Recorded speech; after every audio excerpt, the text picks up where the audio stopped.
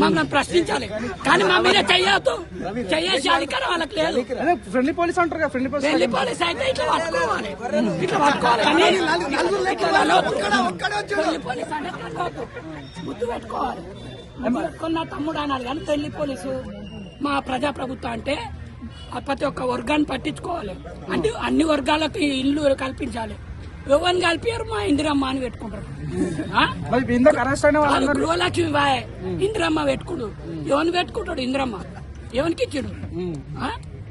మరి ఇందాక అరెస్ట్ అయిన వాళ్ళని చాలా మందిని కూడా ఆటోలో తీసుకెళ్ళిండు. ఏ రకంగా ఏం చెప్తా? అది రజాకార వ్యవస్థ కంటే అసూట్ ఉంది. మా బాబాయ్ నిజం అన్న జర నయం గానీ వీళ్ళు ఇంకా నిరంకుశంగా పరిపాలించారు.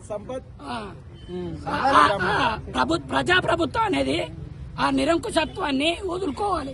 వదులుకోకపోతే నెక్స్ట్ వచ్చే ప్రభుత్వంలో కాంగ్రెస్ అనే పదే ఉండదు.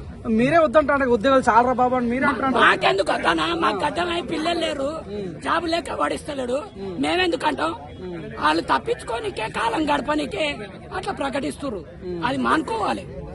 వాళ్ళకి జాబులేసి పైసలు ఇచ్చి నడపాలనే లేదు. వాళ్ళకి అది ఉంటే ఇట్లా చెప్పారు.